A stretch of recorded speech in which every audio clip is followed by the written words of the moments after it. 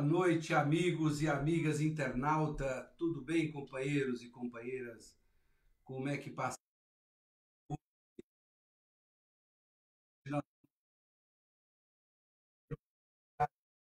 Está fazendo contato com a gente aqui.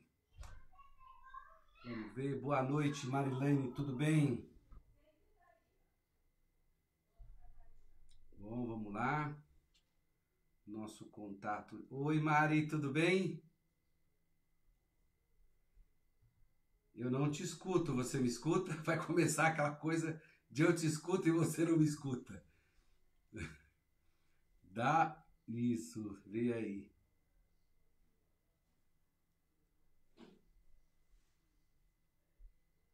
Eu vou fazer a chamada aqui rapidinho da nossa live e aí eu já vou para as conexões com a Mari, que está aqui já em conexão com a gente.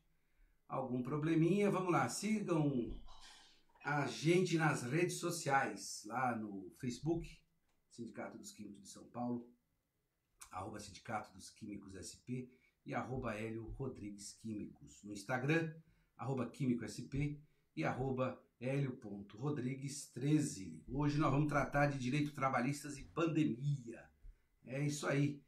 E a nossa convidada especial da noite de hoje é uma grande amiga nossa, né, que é a doutora Marilane Teixeira, que é economista, doutora e pesquisadora pelo CESIT da Unicamp, assessora sindical, membro do Fórum Permanente em Defesa dos Direitos dos Trabalhadores ameaçado pela terceirização e pesquisadora na área de relações de trabalho e gênero.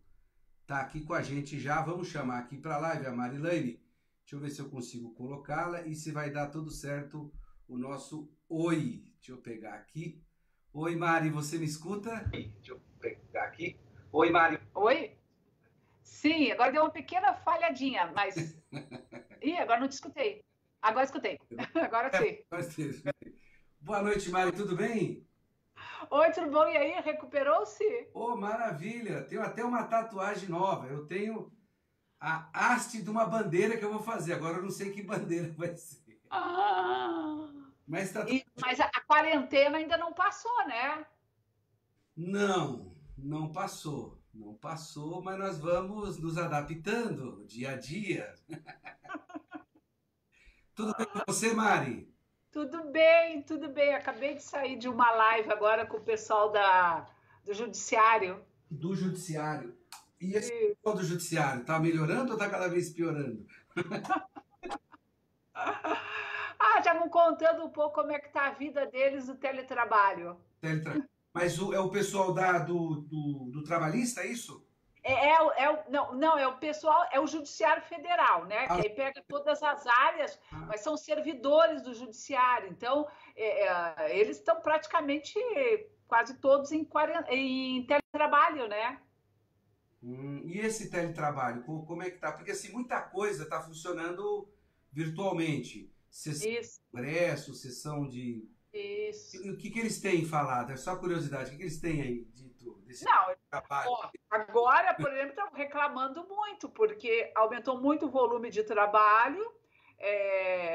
Inclusive, estavam vangloriando que já tinham sido liberados mais de processos nesse período agora da pandemia, mas eles falando que a carga aumentou demais, que a jornada se estende noite adentro, porque tu não tem o controle, tu tá no ambiente de casa, tu não nem se percebe quando vê, já é 8, 9, 10 da noite, as pessoas mandando mensagens umas para as outras na madrugada. Então, uma parte não está gostando nada dessa experiência, não. Não, e o pior que é junto com quem tem filhos, quem tem... Exato. Enfim. Exatamente, principalmente as mulheres. As mulheres são reclamam mais do que os homens. E tem que acompanhar o filho na escola. Claro. E as tarefas, diga-se, hoje eu estava cortando um papelão aqui, ou tarefa de artes, aquelas coisas. Isso. Né?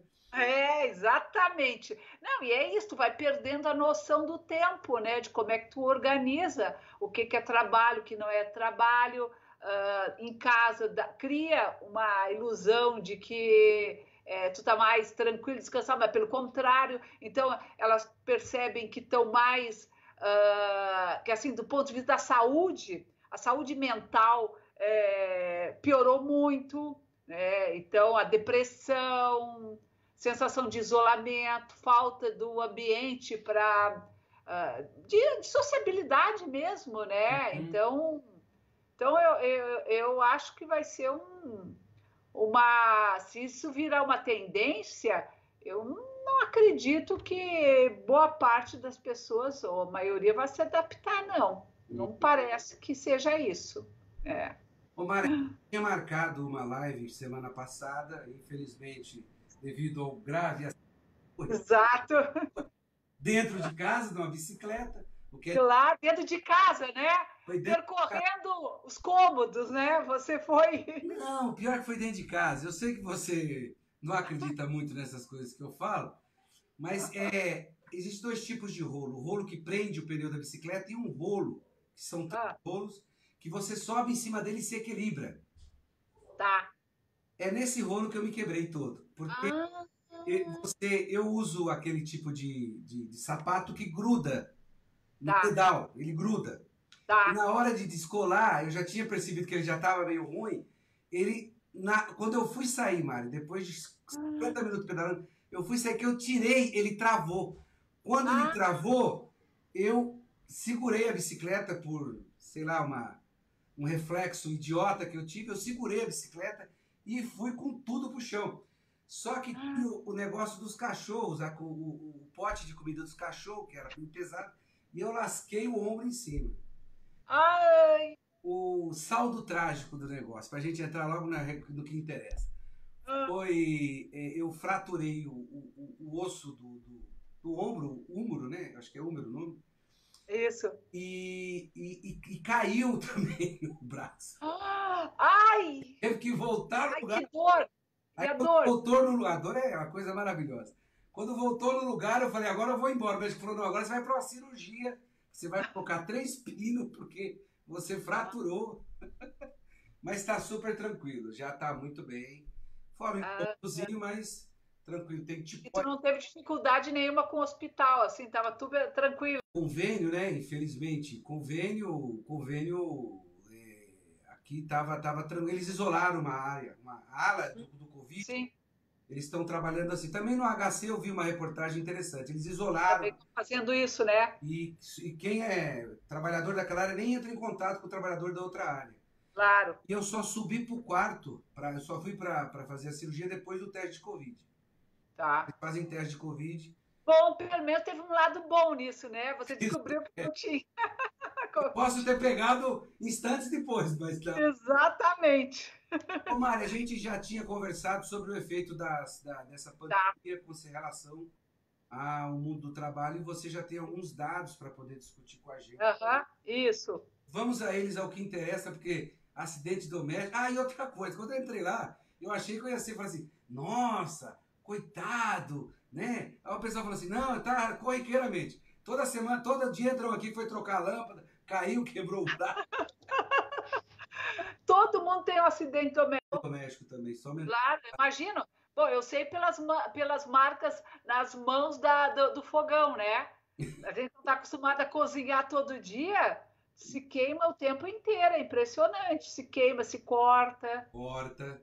Bom, né? vamos aos dados que nos Vamos. interessam. Eu queria que você falasse dos dados que você trouxe. É do CAGED agora, Mari? Ou é do... Isso, nós tivemos duas pesquisas que foram publicadas recentemente, há 2 semanas, né? É o CAGED, que voltou a ser divulgado. Nós estávamos com uma interrupção aí de praticamente 4 meses, né? Os dados deste ano ainda não tinham sido divulgados por conta de uma migração para o e-social. E os dados da PNAD mensal para o mês de abril. Então,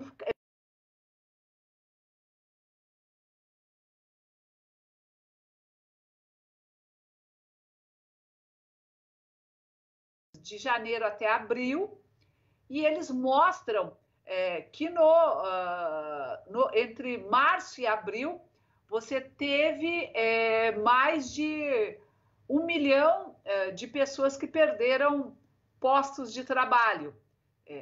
Basicamente, se você olhar o saldo negativo, né, de em torno de 1 milhão, se você olhar o comportamento para o mês de abril do ano passado, ou mesmo para janeiro, fevereiro, março desse ano, a admissão despencou, assim, foi tipo 1.500 demissões em abril e 400 admissões, coisa que normalmente a diferença é muito pequena por conta da rotatividade. Então, ou seja, o mês de abril, ele não foi um mês de dispensa, vamos dizer, de forma exponencial, mas as empresas não contrataram. O que o dado revela? Que é um pouco o que nós estamos concluindo desse primeiro resultado. Isso para o trabalho formal, tá? Depois eu vou falar do trabalho de uma forma geral, formal e informal, que aí é os dados da PNAD.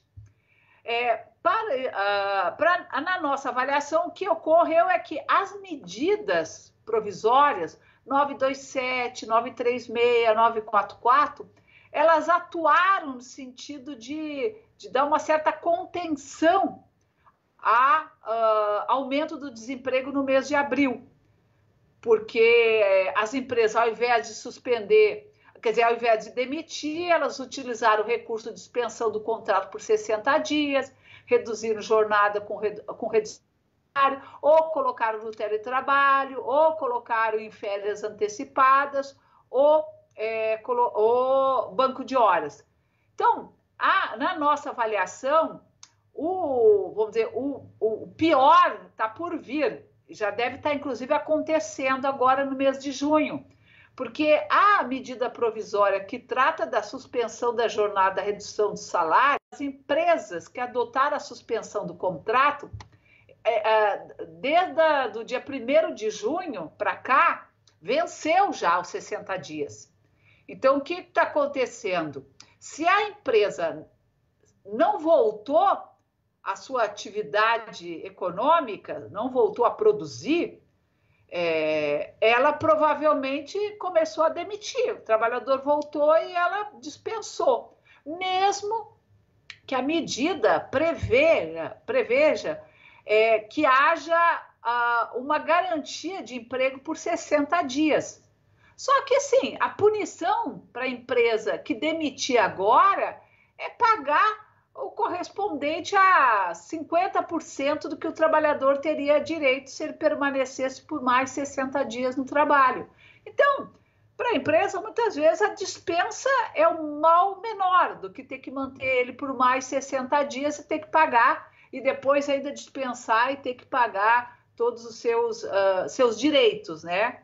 Então, do ponto de vista dos dados do emprego formal, os dados, por exemplo, quando tu olha por setor de atividade, eles revelam já uma tendência que a concentração maior da dispensa está no comércio e nos serviços e com menos intensidade na indústria e na agricultura. Aí, quando você olha para os dados da PNAD, que aí a PNAD pega todo o mercado de trabalho, pega tanto formal como informal, e o trabalho por conta própria, nós tivemos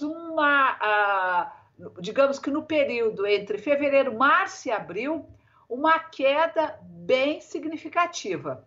Foram mais de 4 milhões de postos de trabalho, ou seja, a desocupação, o número de pessoas ocupadas caiu mais de 4 milhões, sendo que a maior concentração, 77%, foi para o trabalho por conta própria e informal. O formal, o que corresponde ao com carteira, mais ou menos em torno de 1 milhão. Já o trabalho sem carteira, mais de 1,5 milhão, e a outra parte foi trabalhador por conta própria, trabalhadora doméstica, empregada doméstica sem carteira, que também foi bem grande. Ou seja, deu mais de 3 milhões, praticamente 3,5 milhões só nesse grupo.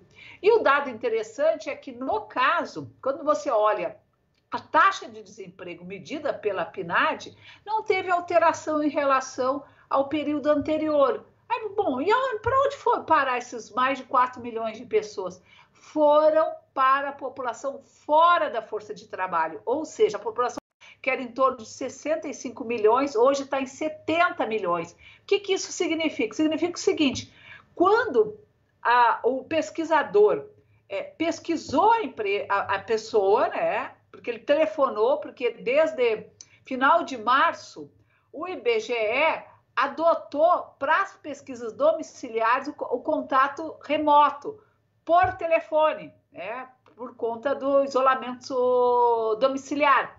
E aí a pessoa, por exemplo, trabalha por conta própria, trabalha mesmo formal, trabalhava numa empresa, foi demitido, perguntou se ele procurou emprego na última semana. Claro que ele não procurou, porque está em isolamento, ele falou que não.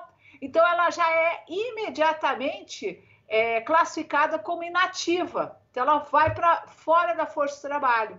Então nós tivemos um resultado bem expressivo. Deve piorar agora final de maio, desculpe, final de junho, a PNAD, o IBGE divulga os dados de maio, que aí deve aumentar ainda mais, né? E um quadro, Hélio, que mostra pouca possibilidade de reversão, porque a medida provisória 936, que regula essa coisa da suspensão do contrato, redução da jornada, ela inclusive para ser votada hoje, ela já foi votada na Câmara e hoje estava pautada para ser votada no Senado, só que o Senado adiou para a próxima semana, para a próxima terça-feira, tá? E o que acontece? Então ficou para o dia, se eu não me engano, dia 16 de junho. O que ocorre?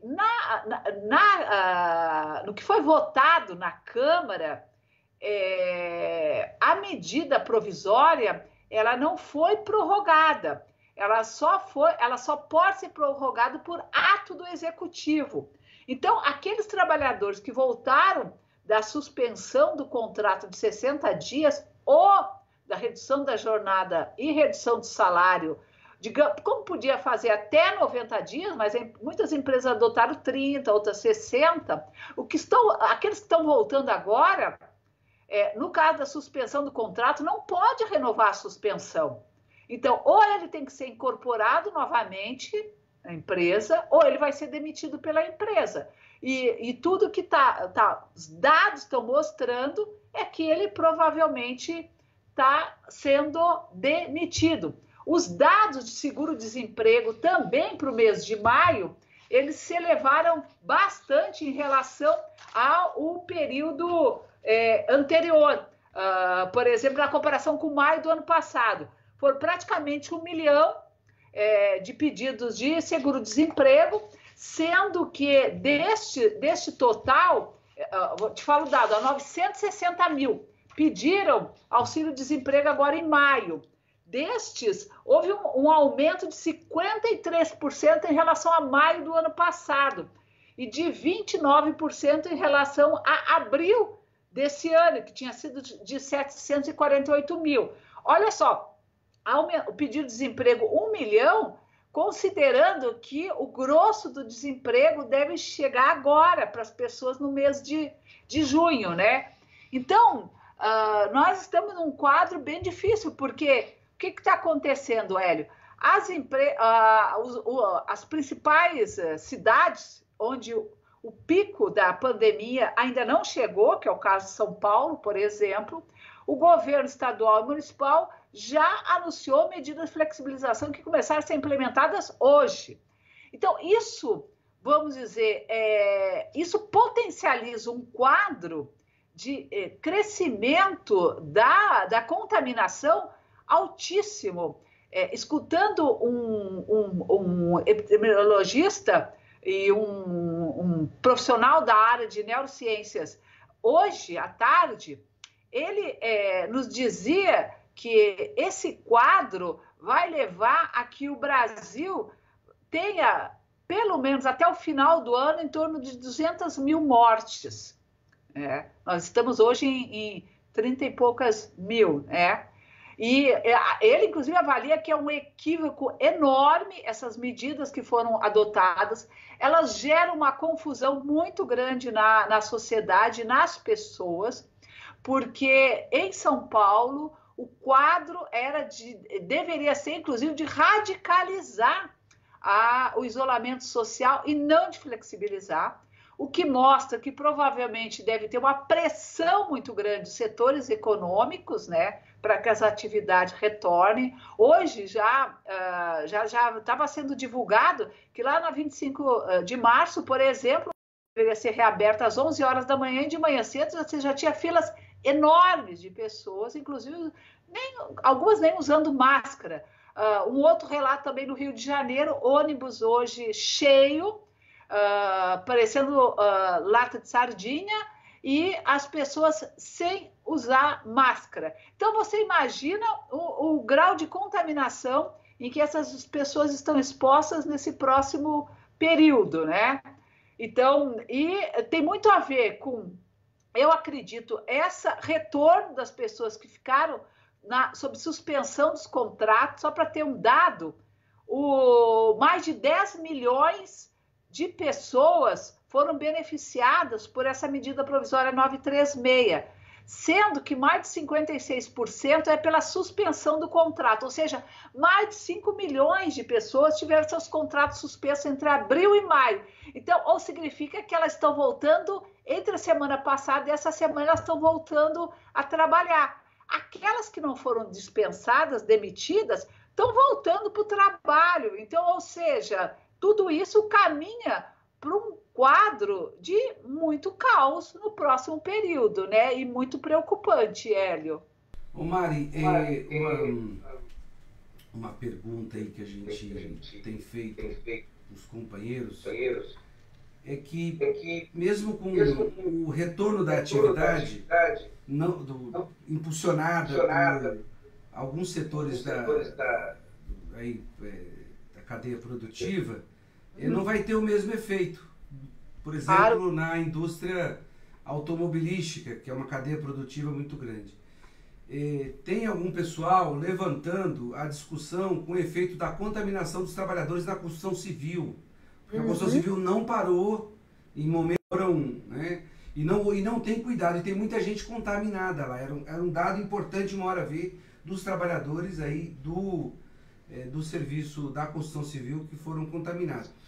E o que a gente vê é o seguinte: segundo os dados do próprio governo, ele falou que ia socorrer as pequenas e médias empresas com aquela linha de crédito de 40 bilhões, que não se chegou a usar 4 bilhões, é o dado que tem. Isso. Então não se usou 10% do que tinha para ser usado.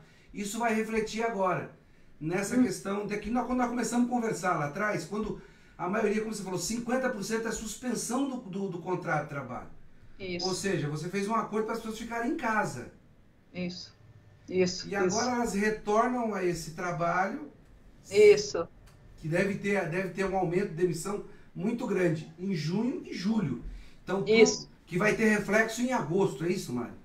Exatamente, exatamente isso. O que acontece? Aquela medida provisória 944, inclusive, já está sendo reformulada, porque o seu efeito foi pífio. As empresas estavam se disponibilizando 40 bilhões de crédito, né? Sendo 34 do Tesouro Nacional e 6 bilhões sairiam dos bancos. Os bancos oferecem o crédito com taxa de juros altíssima. As empresas, evidentemente, não têm nenhuma motivação para aceitar esse crédito, considerando que elas não sabem quais são os efeitos da crise a médio e longo prazo. Muitas vezes, tudo bem, elas garantem a folha de pagamento durante 2 meses, e depois vão ter que dispensar, vão precisar de dinheiro para poder fazer a rescisão dos contratos e pagar juros altíssimos de um empréstimo. Então, o efeito da medida foi pífio. Na verdade, foi um erro, porque o governo deveria estatizar esses recursos, e as taxas de juros deveriam ser zeradas. Isso inclusive é uma estapafúrdia, porque o governo ele injetou no sistema financeiro mais de 1 trilhão e 100 bilhões para ampliar a expansão de crédito para as empresas de várias diferentes formas. E uma dessas, inclusive, é utilizando por exemplo, do encaixe bancário, que reduz, que aumenta a quantidade de dinheiro em circulação, esse recurso financiado pelo Tesouro Nacional, várias operações, compra de títulos. O que o sistema financeiro está fazendo? Está aproveitando esse dinheiro que está parado nos bancos, né, para o quê? Comprar títulos da dívida pública valendo, vamos dizer, sei lá, 1/3, metade do que eles estariam valendo se fosse um outro contexto para ganhar lá na frente, né? Então, vamos dizer, mesmo, Hélio, do ponto de vista da medida provisória 936, na verdade ali foi um cálculo político, um cálculo lá da Fazenda, né? Bom, se nós não implementarmos nenhuma medida para conter o desemprego, em abril o desemprego já ia estourar. Nós vamos ter que gastar com o seguro-desemprego. Então, aquele dinheiro que nós vamos gastar no contrato suspenso recebe uma complementação baseada no cálculo do seguro-desemprego, da mesma forma que eles têm redução de jornal e redução de salário. Na verdade, foi trocar 6 por meia dúzia. Na verdade, esses, vamos dizer, 51 bilhões que o governo alega que injetou para a medida provisória 936, ele iria gastar isso de qualquer maneira no mês de abril com as demissões em massa. Só que eles fizeram talvez um cálculo errado, porque a equipe toda, o governo todo é muito atrapalhado, não tem capacidade de coordenação nenhuma, né, nessa crise, sob nenhuma perspectiva, e provavelmente imaginava que, bom, nós vamos dar essa contribuição durante 2 meses, suspende o contrato, reduz jornada, a atividade econômica retoma lá por maio, junho, e aí as empresas voltam a, vamos dizer, produzir e volta suas demandas, né? Se retomam os fluxos monetários e os fluxos de renda, e aí, portanto, esse recurso que deveria ser gasto com o seguro-desemprego vai ser compensado por essa medida e ainda sai como bonzinho, né? Como se estivesse fazendo uma grande política pública para segurar o desemprego. Mas, na verdade, o que está mostrando é que, inclusive, saiu uma pesquisa que eu li esse final de semana com, me parece, consumidores, pessoas nos Estados Unidos, mas eu acho que se aplica para nós, né? Porque os padrões de consumo da nossa classe média são muito semelhantes aos americanos, né? Indicava que as pessoas, quando elas foram questionadas sobre quais os locais que elas evitariam quando as medidas de isolamento social fossem flexibilizadas, e elas falaram que evitariam locais públicos como cinema, restaurantes, bares, shoppings, comércio. Então é isso que você está falando. Não significa afrouxar as medidas de isolamento social, não significa em hipótese alguma que as atividades econômicas vão se recompor e na mesma intensidade como estava no período anterior. Muitas pessoas vão reduzir a sua capacidade de consumo por medo, por insegurança do ponto de vista da sua saúde, como também por precaução, por prevenção. Elas não sabem se vão perder o emprego, elas não sabem se vão ter uma redução brutal da sua renda, muitos já tiveram, e, portanto, elas vão, vamos dizer, canalizar os seus gastos para aquilo que for absolutamente necessário, que é para fazer frente às suas despesas e às suas demandas cotidianas. E, evidentemente que trocar de automóvel, ir no shopping para trocar o guarda-roupa, comprar roupas de inverno, ir a restaurante, comprar vinho, frequentar bar, trocar celular, não vai ser uma questão que vai estar como prioridade à frente das pessoas nesse momento, né? Então, isso é um dos elementos, eu acho, que a gente pode discutir, podemos até escutar dos que nos acompanham, quais seriam as suas estratégias se de um momento para outro o isolamento social fosse absolutamente flexibilizado. O que elas iriam fazer?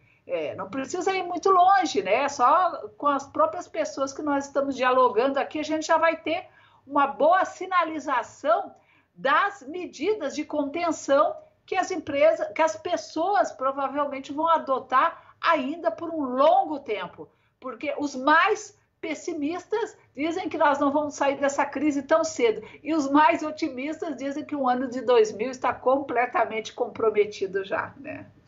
Ô Mari, tem algumas coisas para a gente colocar aqui na reflexão. Primeiro, assim, que essa pandemia, lógico, quando o tempo vai passando, a gente consegue olhar um pouco mais do que foi acontecendo. Lá, março, abril, o que a gente percebeu, e uma parte da atividade econômica continuou funcionando, por exemplo, a questão vou te falar, que eu vi e me assustou todas as vezes que eu passei por lá, foi loja de material de construção. Uhum. Venderam a todo vapor. Tinha hora que tinha fila para entrar. Uhum. Porque as pessoas no primeiro momento, como não sabiam o tamanho da extensão da crise, e aí vamos tirar aqui as informações medianas, né? Olha, é uma crise e tal, mas pode ser que passe e tal. As pessoas começaram a investir em reformar a casa, pintar a casa, começaram essas coisas. Claro. Eu fui uma dessas pessoas que investiu. Esse fundo verde aí é dessa... Não, esse fundo verde é um chroma key, porque o que vai para a tela é outra coisa. Parece que eu estou num lugar mais interessante, não aparece o verde. Então, o que acontece? A gente percebeu que a economia, de uma certa forma, acabou caminhando aí. Em questões como essa, em muito compra online, porque a linha branca, a gente percebeu que a linha branca acabou-se o estoque de muitos produtos, como geladeira, fogão, etc. As pessoas começaram a olhar para dentro de casa e ver que tinha uma bela de umas porcarias dentro de casa, que aquilo era melhor investir naquilo ali do que o cara ia ficar em casa. Bom, isso vai fazer com que a economia tenha algum movimento, digamos assim. Então isso aconteceu, de fato. E de fato mesmo, a economia de rua, que é essa que está sendo bastante retomada e com muito apelo para que volte, ela é uma economia que é a do cotidiano, é a dos bares, dos restaurantes e dessa coisa do posto de gasolina e etc e tal. Que essa pode voltar um pouco mais, mas aquela do valor agregado, aquela do valor, aquele produto que você vai comprar um carro, que ele é 50, 60, 70, 100 mil reais, ele já não é mais, assim, já não... A pessoa pensa, como você falou, na sua estratégia de vida, o que vai acontecer. E a gente sabe, quanto mais instruída a pessoa, mais ela consegue enxergar como é que é o futuro que tem pela frente. Que isso aí é um problema. Você acha, Mari, que nós casamos com o vírus? Porque assim, como é que é? Por que eu acho isso? Porque, evidentemente, a única medida, nós não temos vacina ainda, a única medida eficiente contra o vírus é o isolamento social ou distanciamento social. Se a gente não adotar isso, a gente vai fazer, conforme os dados estatísticos, você que é da área matemática sabe que vai começar agora um momento exponencial deles, né? Aquela coisa de subir cada vez mais, e essa curva de achatamento que a gente achou que existia lá no final de maio, início de junho, já está passando para julho, pessoas estão falando em agosto. Em agosto, me parece que a gente não vai conseguir nem alcançar a tal da curva de achatamento. Porque as medidas que nós estamos tomando são totalmente contrárias. Contrária porque o governo não atuou, e a gente sabe disso. E como você falou, na questão da manutenção do emprego, da manutenção da renda, para poder a economia girar, o governo jogou contra. Agora, eu tenho uma pergunta, Mari, que é assim, o governo, por causa do empréstimo compulsório lá, cedeu para os bancos 1 trilhão e 200 bilhões, que não foi para poder injetar na economia, para fazer a economia ter um fôlego para poder enfrentar esse período que a gente não sabe qual é o tamanho dele, como você falou agora, que 2020 foi pro saco. O economista é assim, né? 2020, 2021. Eu falo, pô, a gente tem que viver até 2021 ainda. A gente tem que acabar 2020 ainda. Bom, ele não fez nada disso. Esse dinheiro está servindo para quê, Mari? Para quê? O que os bancos estão fazendo com esse dinheiro? Os bancos empossando, né? Está lá parado nos bancos. A gente chama de empossamento. É como se, quando forma, né, aquela poça de água que não vai para um lado nem para o outro. Estão empossados no sistema financeiro e os bancos estão usando isso para comprar títulos da dívida pública, né? Então, Endividar mais o Estado ainda. exatamente. Não, Hélia, é isso mesmo. Hoje o professor, doutor Miguel Nicoleles, né, que é um neurocientista muito respeitado no Brasil, numa live organizada lá pelo CESIT, ele justamente comentava que o Brasil vive hoje o epicentro, né? O Brasil hoje é o epicentro da crise. Ele avalia que essas medidas que foram anunciadas recentemente pelos governos estaduais e municipais, isso é uma catástrofe, não tem nenhuma base científica, não é ciência, na verdade isso deve ser pressão política, né? Na pressão por conta, nós temos uma eleição esse ano, então tem toda uma discussão sobre reposicionamento, principalmente dos prefeitos, em relação a esse novo contexto, que no caso do Brasil alertava isso, nós não chegamos ainda no nosso, vamos dizer, na nossa curva de achatamento, nós ainda estamos subindo, né? Então, na avaliação dele, nós temos uma combinação perversa nesse período, porque ao mesmo tempo em que a curva ela ainda cresce, né? ela é ascendente, o achatamento ainda não está vislumbrando, você tem todas aquelas outras doenças que são decorrentes do inverno, né? Que se combinam e que se potencializam e vão, de certa forma, cada vez mais sobrecarregar o sistema de saúde no Brasil, não tenha dúvida nenhuma. E aí vai se mostrar o quanto foi ineficiente essa retomada imatura, prematura, para a abertura das atividades econômicas, feita de forma complexa, são, na verdade, cálculos matemáticos, né? É isso, abre aqui, fecha ali, abre às 11 horas, fecha às 3, como se você pudesse resolver isso através de um modelo econométrico, né? Quando, na verdade, você está lidando com vida, com saúde, e tudo que você tem que fazer é justamente evitar a abertura, porque a abertura também implica num avanço da doença para o resto do Estado, porque você também, de certa forma, permite que os fluxos e a circulação ela se restabeleça, então aumentando mais, potencializando mais a entrada do coronavírus para o interior do estado, falando especialmente de São Paulo, né? E que, evidentemente, isso e tem muito a ver, Hélio, com essa discussão do Bolsonaro, né? Para ele, o que são 200 mil vidas perdidas se tiver 20 milhões de emprego, quer dizer, as 200 mil pessoas que vão perder a vida nesses próximos meses, para ele é só um dado estatístico que ele quer, inclusive, esconder, né? Camuflar, criando formas alternativas de divulgação dos resultados, né? A exemplo do que foi feito no período da ditadura militar nos anos 70. Bom, mas o problema é que essa falsa discussão entre vida e economia ela é completamente equivocada, porque hoje você tem mecanismos econômicos suficientes para poder garantir renda para as pessoas desamparadas.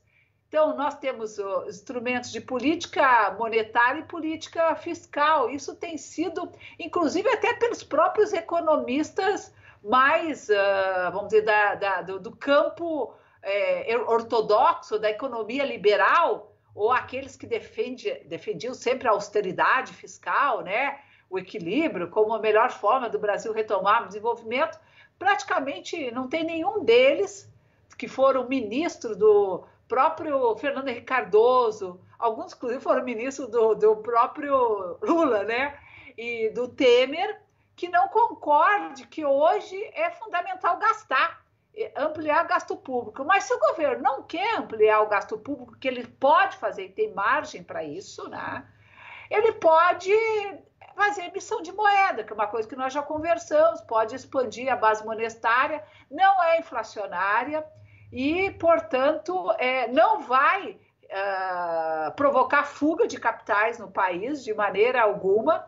E nós temos vários recursos, por exemplo, o câmbio desvalorizado, como está, ele rendeu só esse ano 500 bilhões praticamente de excedente por conta da valorização da moeda. Então, 500 bilhões é muito recurso, é meio trilhão. Isso é praticamente 3 vezes o que o governo espera gastar com esse auxílio emergencial, que ele fala em torno de 170 bilhões, né, que é o auxílio emergencial de 600 ou R$ 1.200 para as mulheres, chefes de família com filhos. Então, margem de manobra tem. O problema é que falta coordenação política, falta vontade política, falta um governante capaz de liderar esse processo na altura e que esse processo exige, né? Falta legitimidade para esse governo. E é curioso que ele, nessa última semana, pelo menos nessa semana, já mudou um pouco o tom, né? Como diz o professor Beluso, é um governo covarde, porque, se eu não me engano, foi hoje pela manhã, ele foi questionado por uma das suas apoiadoras sobre as políticas de combate à Covid. E ao invés de enfrentar e responder, ele afastou a interlocutora, né? Ele mandou que ela saísse. Então, quer dizer, ele é tão covarde que ele é incapaz, inclusive, de enfrentar um debate público com provavelmente a eleitora dele, que hoje, evidentemente, como a maioria das pessoas, estão incomodadíssimas, né? Então, fica fazendo aquela reunião de ontem lá para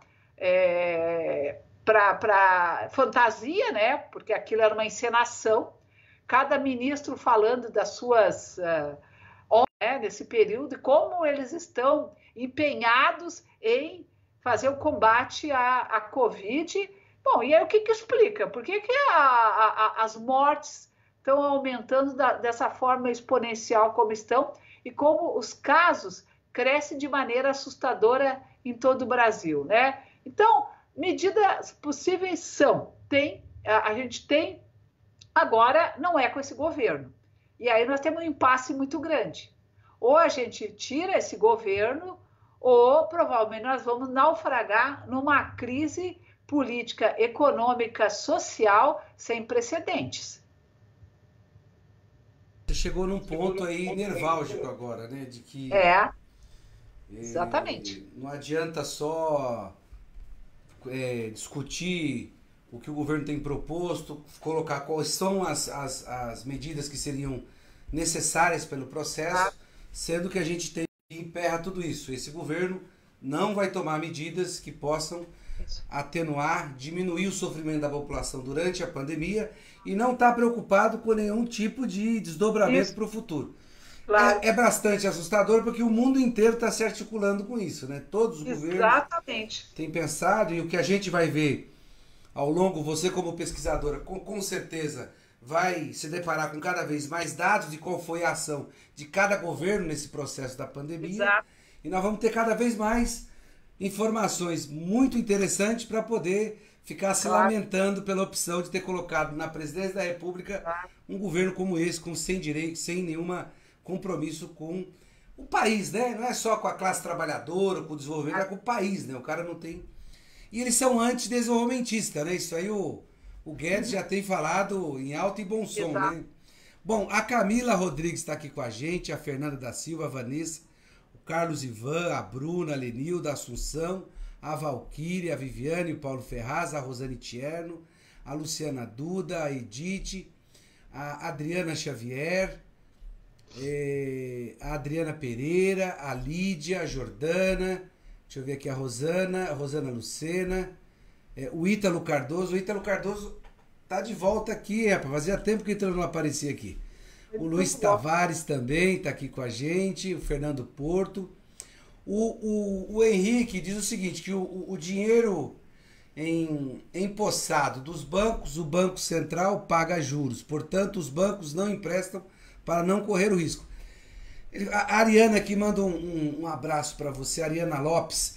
Isso é uma coisa, Mari, que eu escutei também recentemente, numa das reportagens, de que o presidente da FEBRABAN, Federação dos Bancos do Brasil, ele falou o seguinte, que o banco não vai trazer para ele o risco da pandemia. E você olhando assim, de uma certa forma, assim, é lógico que o banco... Óbvio que banco, mercado não pensa em salvar nenhum tipo de Estado. Eles querem saber qual lucro que eles vão ter com a quebra de qualquer coisa. E ele falou bem abertamente isso no jornal, um desses telejornais aí, de que não, o banco não vai trazer para ele o risco dessa quebradeira toda. O Estado tem que se envolver. Exato. Óbvio, né? O Estado e aí como entrou nas linhas de crédito, você acabou falando, as linhas de financiamento para pequena e média empresa, falou das grandes, eu não sei se é isso, Mário.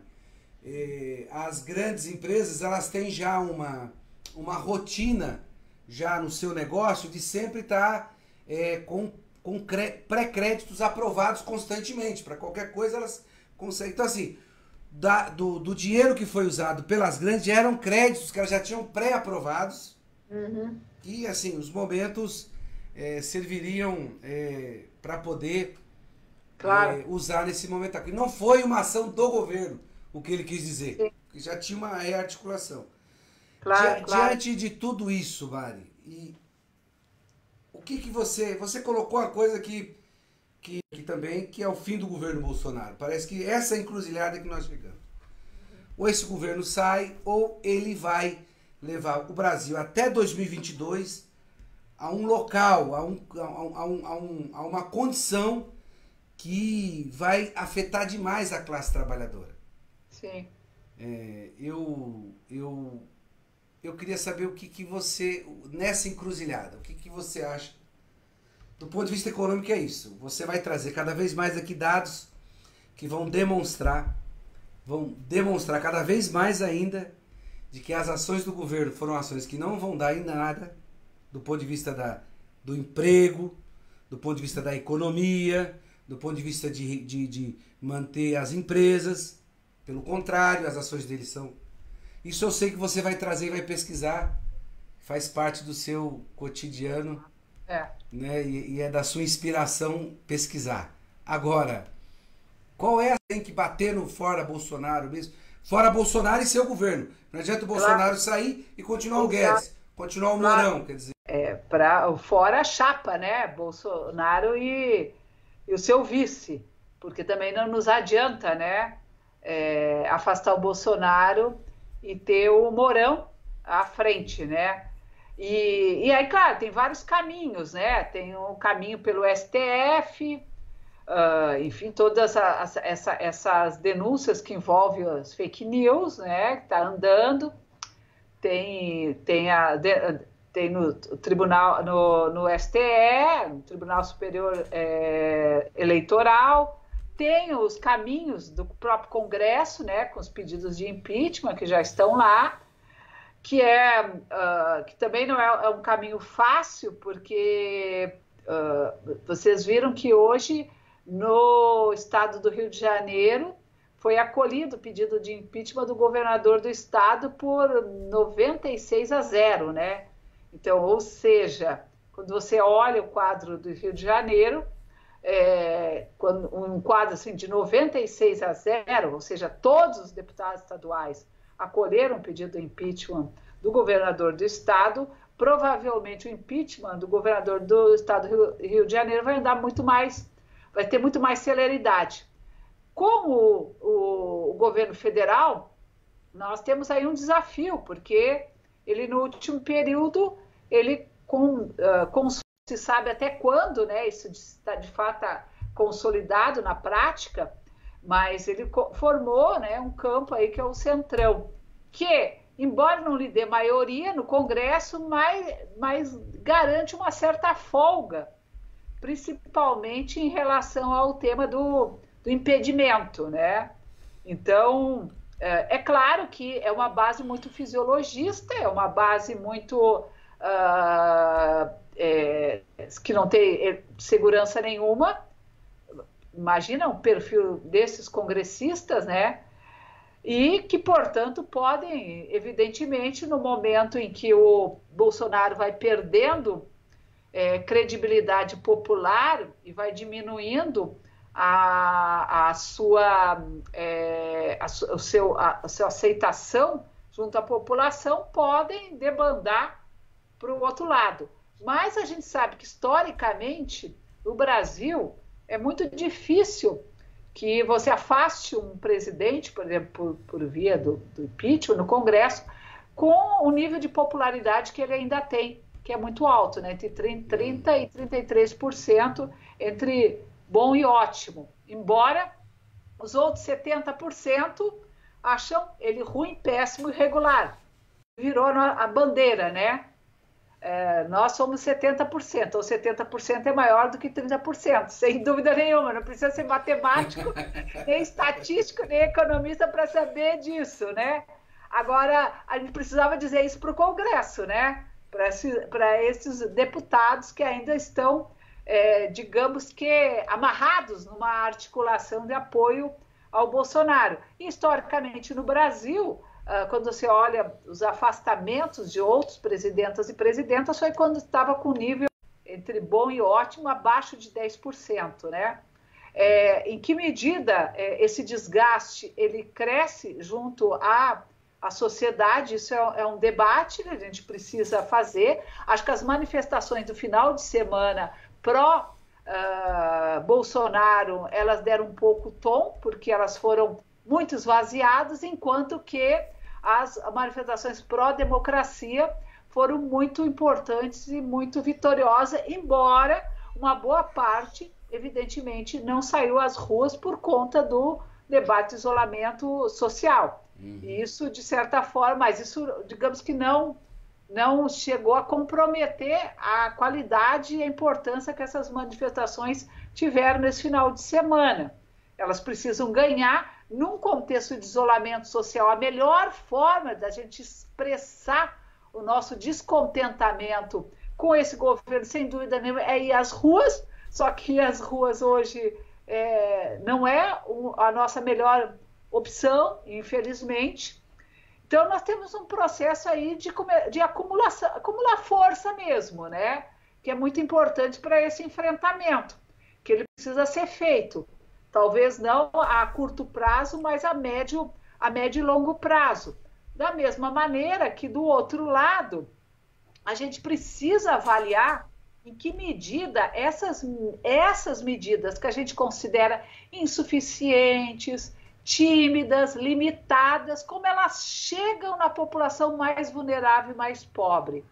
Bem ou mal, o governo está despendendo, né, em torno de 36 a 37 bilhões por mês para fazer frente ao pagamento do auxílio emergencial.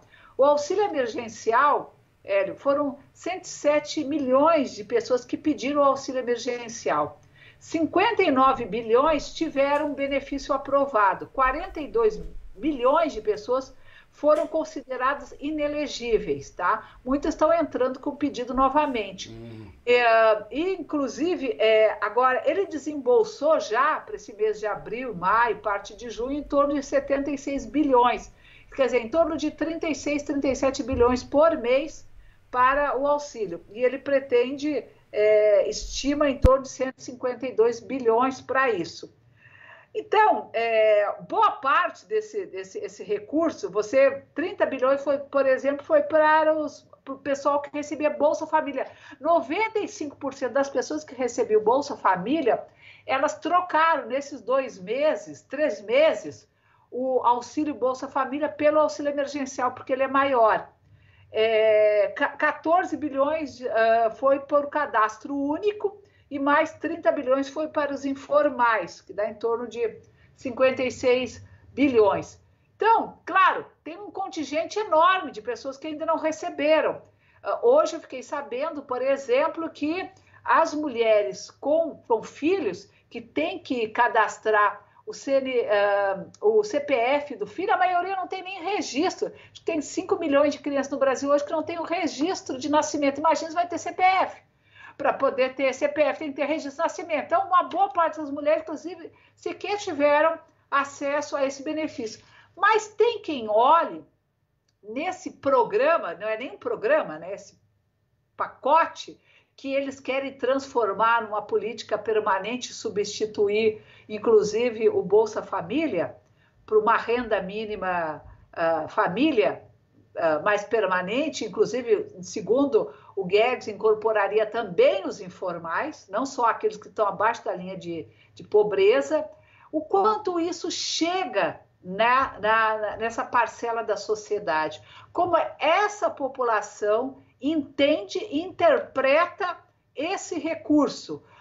É uma dádiva do governo, é uma dádiva do Bolsonaro. Elas sabem, será que no começo o governo não queria dar auxílio nenhum, depois enviou uma proposta de R$200 e os 600 e 1.200 foi fruto de um debate público feito com movimentos sociais, com setores progressistas na sociedade, com os partidos progressistas. Será que ela percebe isso? Assim, quanto isso impacta no imaginário dessa população? Isso que eu gostaria também de entender e gostaria que as pessoas também pudessem falar sobre isso, porque isso vai determinar muito os nossos próximos passos em relação à nossa capacidade política, nossa capacidade organizativa de conseguir enfrentar o Bolsonaro e afastá-lo, ele e o Mourão, e os seus ministros, né, do comando do país. Ô Mari, essa resposta eu não tenho. Mas o que a gente tenta fazer nessas lives é chegar lá na ponta, lá em todas as comunidades que nós temos discussão, para falar o seguinte, exatamente construir uma narrativa em que a gente desmonte esse governo fascista, esse governo que é contra o povo brasileiro, né? Um governo contra o povo, é inacreditável isso. Não achei que a gente chegaria nessas condições, com tanto avanço que nós tivemos e tanto retrocesso que foi colocado por esse governo, e de muita coisa bizarra, né? Ele tem muita coisa bizarra, porque aí foge da compreensão, enfim. Mas lá na ponta a gente tem discutido com as pessoas e tem chegado, sim, essas duas leituras, Mari, de que é uma coisa que o Bolsonaro está dando, você entendeu? E a gente vai desconstruindo, falando, olha, não foi bem assim, foi assim, assim, assim, assado. E aí vai a construção, essa disputa da narrativa mesmo. Agora, ele tem um problema com o time dele, que sempre foi contra o Bolsa Família. Então, é uma coisa que eles estão, né? Ele também não sai abraçando todo mundo e falando que fui eu que dei. Mas ele vai fazendo um jogo, ele sabendo onde é que encaixa, onde é que tem oportunidade para poder falar, ele fala. Onde que não tem, ele vai e não fala. O apoiador fala, não, mas não tem que aquela história de dar a vara, ensinar a pescar, aqueles blá, blá, blá deles. Agora fica meio difícil. Mari, chegamos ao final. Tá. Queria agradecer demais.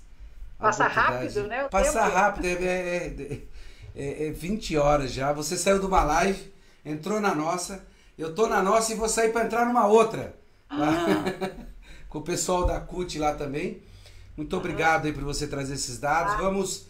Nós precisamos rediscutir a questão da tributação, porque na hora de gastar a gente ainda não discutiu como é que o Estado, o município e a União gasta, né? Isso. Qual é o impacto da lei de responsabilidade fiscal, né? Como é que, vamos supor, onde é que você pode ter gasto, como é que eles vão fazendo a manobra para poder ter um orçamento para implicar, investir aqui e ali, como é que, né? Porque a gente fez uma proposta na última aula de expansão de aumento por parte da arrecadação, até 300 bilhões, com a proposta né, como é que é emenda?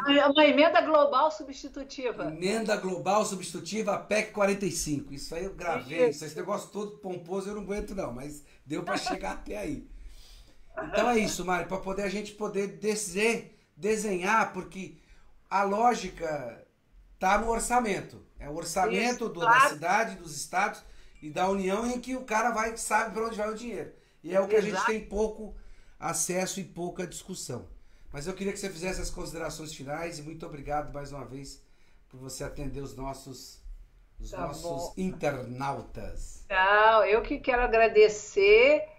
Feliz que você voltou bem, né, para as nossas lives. Feliz de estar aqui mais uma vez. Me coloco à disposição para voltar a conversar em algum outro momento, então, sobre essa questão do gasto.